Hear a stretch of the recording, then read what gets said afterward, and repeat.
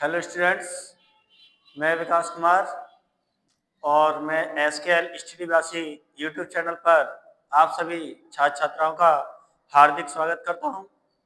और आज का हमारा टॉपिक है हाइड्रोजन स्पेक्ट्रम, जो कि क्लास 12th की बोर्ड एग्जाम की दृष्टि से काफ़ी इम्पोर्टेंट है। और आज हम पढ़ेंगे हाइड्रोजन स्पेक्ट्रम के बारे में, ठीक है ना, जो क्लास 12th की बोर्ड एग्जाम के लिए बहुत ही ज़्यादा इम्पोर्टेंट है, ठीक है ना। तो बेटा हाइड्रोजन स्पेक्ट्रम क्या होता है कि हाइड्रोजन स्पेक्ट्रम की गर्म वाष्प को कांच के एक पात्र में रखा जाता है, जिससे उत्सर्जित विकिरणों को स्पेक्ट्रोमीटर के रेखा चित्र पर आपतित कराया जाता है, जिससे उसकी पर्दे के सामने जस्ट काली पृष्ठभूमि पर पांच या फिर कई चमकीली रेखाएं दिखाई दे सकती हैं। इन कई चमकीली रेखाओं को 5 श्रेणियों में बांटा गया है। पहला है लाइमन श्रेणी पढ़ेंगे, फिर बाम श्रेणी, फिर पाचन श्रेणी, फिर ब्रैकेट श्रेणी और फिर हम लोग पढ़ेंगे फंड श्रेणी, ठीक है ना। ये 5 श्रेणियां काफी इंपोर्टेंट है, जिसमें से अगर मैं बात करूं तो लाइमन श्रेणी और बाम श्रेणी सबसे ज्यादा इंपोर्टेंट है इन पांचों में से, ठीक है ना। तो हम लोग हाइड्रोजन स्पेक्ट्रम की बात कर रहे हैं। तो हाइड्रोजन स्पेक्ट्रम में आप समझ रहे होंगे, ठीक है ना। हाइड्रोजन स्पेक्ट्रम की गर्म वाष्प को कांच के पात्र में रखा जाता है, जिससे उत्सर्जित विकिरण को स्पेक्ट्रोमीटर के रेखा चित्र पर आपतित कराया जाता है, जिसकी काली पृष्ठभूमि पर कई हमें चमकीली रेखाएं प्राप्त होती हैं। इन चमकीली रेखाओं को हमें 5 श्रेणियों में डिवाइड करना है। तो मैं यहाँ पर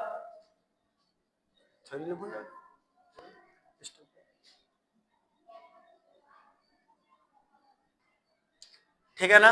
तो हमने हाइड्रोजन स्पेक्ट्रम की डेफिनेशन देखी अभी, ठीक है ना। जब हाइड्रोजन स्पेक्ट्रम की गर्म वाष्प को कांच के एक पात्र में रखा जाता है, तो जिससे उत्सर्जित विकिरणों को स्पेक्ट्रोमीटर के रेखा चित्र पर आपतित कराया जाता है, जिससे पृष्ठ की काली पृष्ठभूमि पर कई चमकीली रेखाएं दिखाई देती हैं।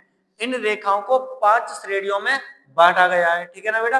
तो आप इसका स्क्रीनशॉट ले लिए, फिर मैं आपको 5 श्रेणी यहाँ पर जो है दिखाऊंगा, ठीक है। अब हम इसकी 5 श्रेणी देखेंगे। तो यहां पर पहली श्रेणी है लाइमन श्रेणी, दूसरी है बाम श्रेणी, और तीसरी है पाचन श्रेणी, और चौथी श्रेणी आपकी ब्रैकेट श्रेणी, और पांचवी आपकी फंड श्रेणी, ठीक है ना। तो हम यहाँ पर जैसे कि ये अपने पास पहला ऊर्जा स्तर है, ये अपने पास दूसरा ऊर्जा स्तर है, और ये अपने पास तीसरा ऊर्जा स्तर है, और ये अपने पास चौथा ऊर्जा स्तर है, और ये पांचवा ऊर्जा स्तर है। इसी तरह से यहाँ पर हम ये छठवां ऊर्जा स्तर ले रहे हैं, ठीक है ना। तो ये n बराबर पहला ऊर्जा स्तर, ये आपके पास दूसरा ऊर्जा स्तर, ये आपके पास तीसरा, और ये आपके पास चौथा, और ये आपके पास पांचवा ऊर्जा स्तर है, और ये आपके पास मान ले रहे हैं इनफाइनाइट ऊर्जा स्तर है, ठीक है ना। इस तरह से हमने यहाँ पर ऊर्जा स्तर बनाए हैं। तो अभी जैसे कि मैंने आपको बताया, पहले नंबर पर लाइमन श्रेणी आती है। तो यहाँ पर देखिए, ये पहले नंबर पर लाइमन श्रेणी है, लाइमन श्रेणी।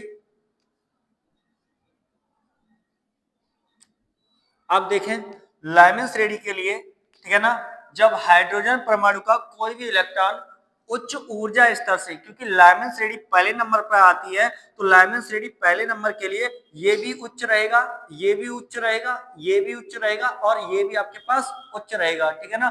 तो लाइमन श्रेणी के लिए क्या है, ये सभी आप इससे ऊपर वाले सभी ऊर्जा स्तर जो है उच्च है। तो यहाँ पर जब लाइमन श्रेणी का यानी कि हाइड्रोजन परमाणु का कोई भी इलेक्ट्रॉन उच्च ऊर्जा स्तर से अगर प्रथम ऊर्जा स्तर में संक्रमण कर रहा है, ठीक है ना, उच्च ऊर्जा स्तर से प्रथम ऊर्जा स्तर में क्या कर रहा है बेटा, संक्रमण कर रहा है, संक्रमण कर रहा है। तो यहाँ पर जो इलेक्ट्रॉन उत्सर्जित होंगे उनकी श्रृंखला को लाइमन श्रेणी कहेंगे। यानी कि यहाँ पर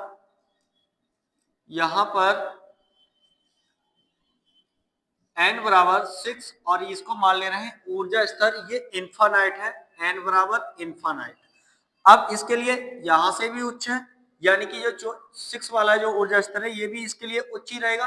तो यहाँ से भी हाइड्रोजन परमाणु का कोई भी इलेक्ट्रॉन प्रथम ऊर्जा स्तर में संक्रमण करेगा, फिर यहाँ से भी संक्रमण करेगा, फिर आपके पास यहाँ से भी संक्रमण करेगा प्रथम में, ठीक है ना, फिर आपके पास तृतीय ऊर्जा स्तर से भी करेगा संक्रमण, ठीक है ना, फिर आपके पास द्वितीय ऊर्जा स्तर से भी संक्रमण करेगा। तो इस तरह से हाइड्रोजन परमाणु का जब कोई भी इलेक्ट्रॉन उच्च ऊर्जा स्तर से प्रथम ऊर्जा स्तर में संक्रमण करता है यानी कि प्रवेश करता है, तो जो इलेक्ट्रॉन उत्सर्जित होंगे बेटा उनकी श्रृंखला को हम लोग कहते हैं लाइमन श्रेणी, ठीक है ना, क्या कहते हैं बेटा, लाइमन श्रेणी। इसी तरह से पॉइंट नंबर 2 पर आती है आपके पास बामस श्रेणी। क्या आती है, बामस श्रेणी। अब बामस श्रेणी के लिए देखो ये सभी उच्च है, तो जब हाइड्रोजन परमाणु का कोई भी इलेक्ट्रॉन उच्च ऊर्जा स्तर से द्वितीय ऊर्जा स्तर में, किसमें बेटा, द्वितीय ऊर्जा स्तर में संक्रमण करेगा, तो जो इलेक्ट्रॉन उत्सर्जित होंगे उनकी श्रृंखला को हम लोग कहेंगे बामस श्रेणी। क्या कहेंगे बेटा, बामस श्रेणी, ठीक है ना।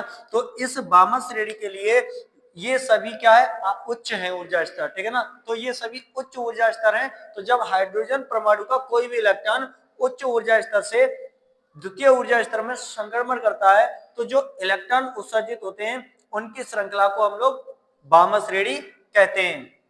अब इसी प्रकार से तीसरे पॉइंट पर आती है आपके पास पाचन श्रेणी। क्या आती है बेटा, पाचन श्रेणी। तो पाचन श्रेणी, ठीक है ना, पाचन श्रेणी। तो जब हाइड्रोजन परमाणु का कोई भी इलेक्ट्रॉन उच्च ऊर्जा स्तर से तृतीय ऊर्जा स्तर में संक्रमण करता है, ठीक है ना, संक्रमण करता है, तो जो इलेक्ट्रॉन उत्सर्जित होते हैं उनकी श्रृंखला को हम लोग पाचन श्रेणी कहते हैं, ठीक है ना। इसी तरह से आपके पास ब्रैकेट श्रेणी आएगी। ब्रैकेट श्रेणी, ब्रैकेट श्रेणी में ये देखें ये दोनों ऊर्जा स्तर उच्च हैं, तो जब हाइड्रोजन परमाणु का कोई भी इलेक्ट्रॉन उच्च ऊर्जा स्तर से चतुर्थ ऊर्जा स्तर में संक्रमण करेगा, तो जो इलेक्ट्रॉन उत्सर्जित होंगे उनकी श्रृंखला को हम लोग ब्रैकेट श्रेणी कहेंगे, ठीक है ना। इसी तरह से अगला आता है आपका पांचवा फुंड श्रेणी। क्या आता है बेटा, फुंड श्रेणी, ठीक है ना, फुंड श्रेणी। तो फुंड श्रेणी के लिए ये उच्च है, तो जब हाइड्रोजन परमाणु का कोई भी इलेक्ट्रॉन पंचम ऊर्जा स्तर में संक्रमण करता है, तो जो इलेक्ट्रॉन उत्सर्जित होते हैं उनकी श्रृंखला को हम लोग फुंड श्रेणी कहते हैं, ठीक है ना। तो इस तरह से हमें काली पृष्ठभूमि पर 5 चमकीली रेखाएं दिखाई देती हैं। पहला हो गया लाइमन श्रेणी, दूसरा हो गया बामस श्रेणी, तीसरा हो गया पाचन श्रेणी, और चौथा हो गया ब्रैकेट श्रेणी, और पांचवा हो गया फुंड श्रेणी, ठीक है ना। अब आपको ये ध्यान रखना है कि जो लाइमन श्रेणी होती है ये स्पेक्ट्रम के किस भाग में प्राप्त होती है। ऑब्जेक्टिव क्वेश्चन यहाँ से फंस सकता है कि भाई लाइमन श्रेणी या फिर बामस श्रेणी या फिर पाचन श्रेणी या फिर ब्रैकेट श्रेणी या फिर फुंड श्रेणी, ये स्पेक्ट्रम के किन किन क्षेत्रों में यानी किन भागों में प्राप्त होती है। तो यहाँ पर देखो बेटा लाइमन श्रेणी जो है ये स्पेक्ट्रम के परावैंगनी भाग में, ये स्पेक्ट्रम के परावैंगनी भाग में प्राप्त होती है, परावैंगनी भाग में, ठीक है ना। तो लाइमन श्रेणी स्पेक्ट्रम के परावैंगनी भाग में प्राप्त होती है, और जो बामस श्रेणी होती है ये बामस श्रेणी ये स्पेक्ट्रम के दृश्य भाग में प्राप्त होती है। किसमें होती है बेटा, दृश्य भाग में। बाकी की आपके पास पाचन श्रेणी, ब्रैकेट श्रेणी, फुंड श्रेणी, ये तीनों श्रेणियां जो हैं अवरक्त भाग में प्राप्त होती हैं। किसमें होती है बेटा, अवरक्त भाग में, ठीक है ना। तो बाकी की ये तीन श्रेणी, पाचन श्रेणी, ब्रैकेट श्रेणी, फुंड श्रेणी, ये स्पेक्ट्रम के अवरक्त भाग में प्राप्त होती हैं। बाकी की पहली श्रेणी जो थी लाइमन श्रेणी ये स्पेक्ट्रम के परावैंगनी भाग में प्राप्त होगी, बामस श्रेणी स्पेक्ट्रम के दृश्य भाग में प्राप्त होगी, ठीक है ना। इस प्रकार से हमें ये हाइड्रोजन स्पेक्ट्रम का जो है सचित्र सहित वर्णन करना है, ठीक है ना। अब हम अगर डेफिनेशन की बात करें लाइमन श्रेणी की, तो लाइमन श्रेणी की डेफिनेशन आपको इसी तरह से बतानी है जैसे कि मैं अभी यहाँ पर बनाते समय बोल के गया था कि जब हाइड्रोजन परमाणु का कोई भी इलेक्ट्रॉन उच्च ऊर्जा स्तर से प्रथम ऊर्जा स्तर में संक्रमण करता है यानी कि प्रवेश करता है, तो जो इलेक्ट्रॉन उत्सर्जित होते हैं यहाँ से उनकी श्रृंखला को, श्रृंखला मतलब समूह, तो उनकी श्रृंखला को हम लोग कहते हैं लाइमन श्रेणी, ठीक है ना। तो इसी तरह से बामन श्रेणी की हम डेफिनेशन की बात करें तो बामन श्रेणी की डेफिनेशन हम ऐसे ही बनाएंगे, केवल एक अंक का फर्क है, यहाँ प्रथम बोला मैंने, यहाँ द्वितीय बोलूंगा, पाचन के लिए तृतीय बोलूंगा, ब्रैकेट के लिए चतुर्थ बोलूंगा, खंड के लिए पंचम बोल दूंगा, ठीक है ना। तो सेम डेफिनेशन है, केवल एक एक अक्षर का डिफरेंस है बस, ठीक है ना। तो बामन श्रेणी की अगर परिभाषा की बात करें डेफिनेशन की, तो बामन श्रेणी की हम डेफिनेशन ऐसे बनाएंगे कि जब हाइड्रोजन परमाणु का कोई भी इलेक्ट्रॉन उच्च ऊर्जा स्तर से द्वितीय ऊर्जा स्तर में संक्रमण करता है, तो जो इलेक्ट्रॉन उत्सर्जित होते हैं उनकी श्रृंखला को बामन श्रेणी कहते हैं, ठीक है ना। इसी तरह से पाचन श्रेणी की, जब हाइड्रोजन परमाणु का कोई भी इलेक्ट्रॉन उच्च ऊर्जा स्तर से तृतीय ऊर्जा स्तर में संक्रमण करता है, तो जो इलेक्ट्रॉन उत्सर्जित होते हैं उनकी श्रृंखला को पाचन श्रेणी कहते हैं, ठीक है ना। इसी प्रकार से ब्रैकेट श्रेणी की, तो ब्रैकेट श्रेणी की अगर हम बात करें तो जब हाइड्रोजन परमाणु का कोई भी इलेक्ट्रॉन उच्च ऊर्जा स्तर से चतुर्थ ऊर्जा स्तर में संक्रमण करता है, तो जो इलेक्ट्रॉन उत्सर्जित होते हैं उनकी श्रृंखला को ब्रैकेट श्रेणी कहते हैं। इसी तरह से जब हाइड्रोजन परमाणु का कोई भी इलेक्ट्रॉन उच्च ऊर्जा स्तर से पंचम ऊर्जा स्तर में संक्रमण करता है, यानी कि प्रवेश करता है, तो जो इलेक्ट्रॉन उत्सर्जित होते हैं उनकी श्रृंखला को खंड श्रेणी कहते हैं, ठीक है ना। इस प्रकार से हमें इसमें परिभाषा देनी है, लेकिन आपको ये पॉइंट ध्यान रखने हैं कि भाई ये कहीं ना कहीं ऑब्जेक्टिव जरूर फंसेंगे कि लाइमन श्रेणी जो है स्पेक्ट्रम के किस भाग में प्राप्त होती है, परावैंगनी भाग में। बामन श्रेणी किस भाग में प्राप्त होती है बेटा, दृश्य भाग में। बाकी की तीन बची, पाचन श्रेणी, ब्रैकेट श्रेणी और खंड श्रेणी, ये अवरक्त भाग में प्राप्त होती है, ठीक है ना। अब आप इसका स्क्रीनशॉट ले लीजिए, अभी मैं आपको जो है लाइमन श्रेणी की परिभाषा लिख के बताऊंगा। चलिए अब हम लाइमन श्रेणी की परिभाषा की बात करें, ठीक है ना, और इसका फॉर्मूला क्या रहेगा ये भी देखेंगे, और श्रेणी सीमा क्या रहेगी ये भी देखेंगे, ठीक है ना। तो देखें लाइमन श्रेणी, लाइमन श्रेणी, लाइमन श्रेणी, ठीक है ना। तो क्या लिखेंगे लाइमन श्रेणी में, जब हाइड्रोजन परमाणु का, जब हाइड्रोजन परमाणु का कोई भी इलेक्ट्रॉन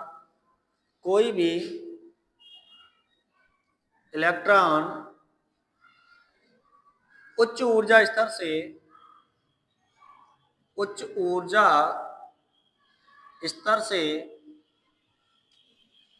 प्रथम ऊर्जा स्तर में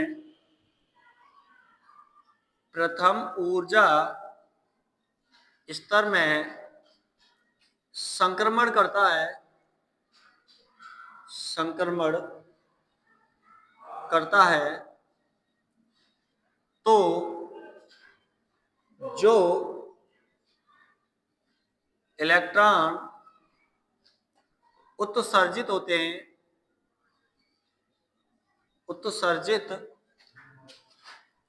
होते हैं उनकी श्रृंखला को उत्सर्जित होते हैं, तो उनकी श्रृंखला को लाइमन श्रेणी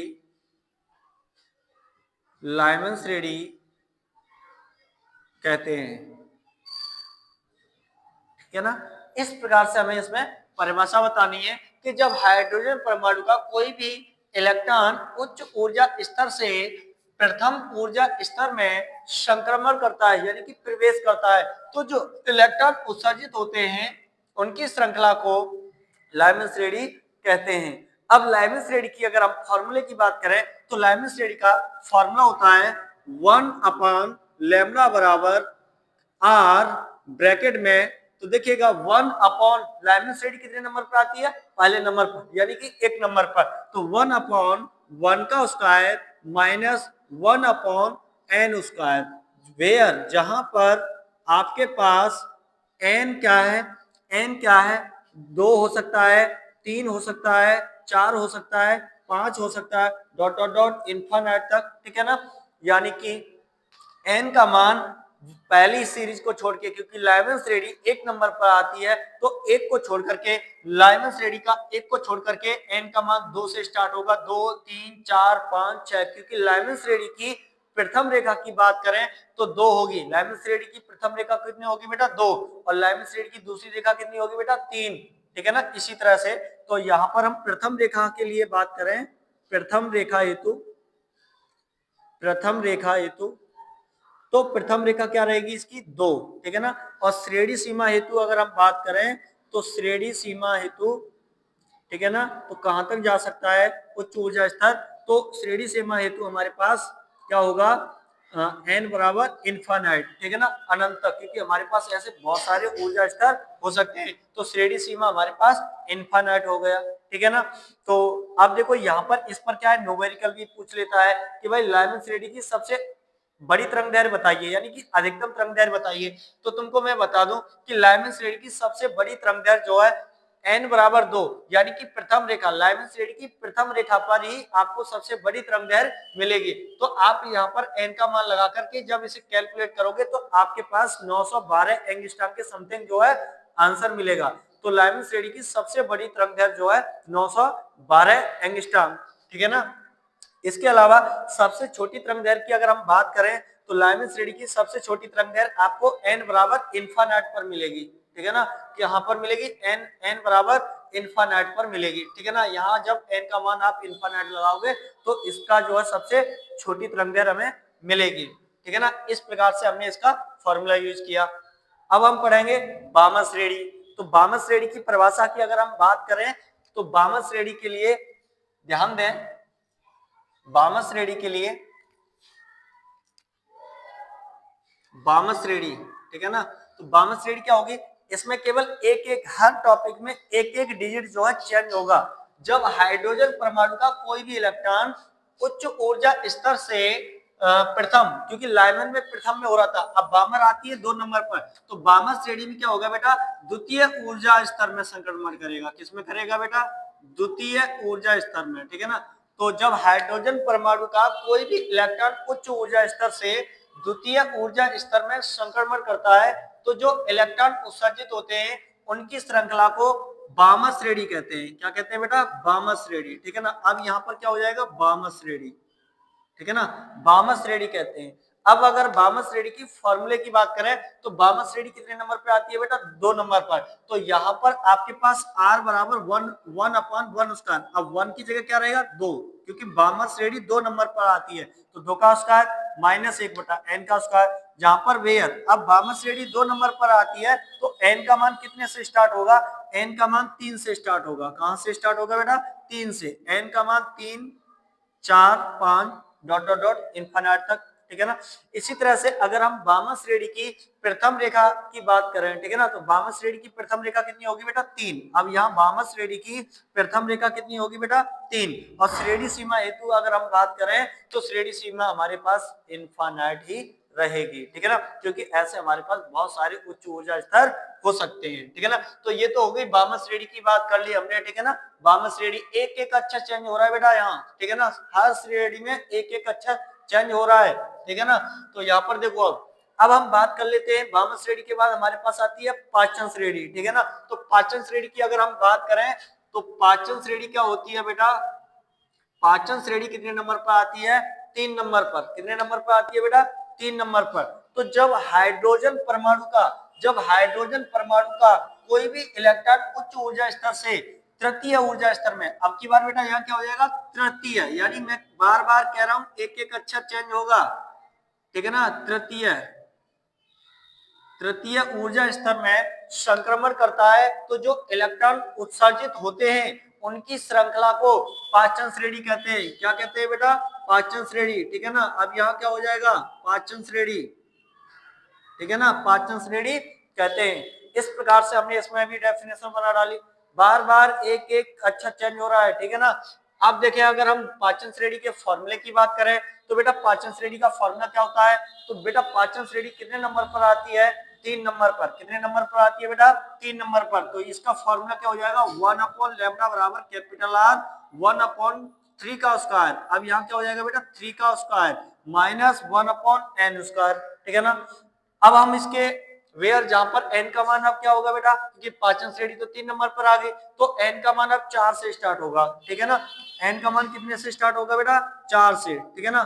4 5 6 7 ऐसे। ठीक है ना? 4 5 6। ठीक है ना? इस तरह से डॉट डॉट इनफाइनाइट तक।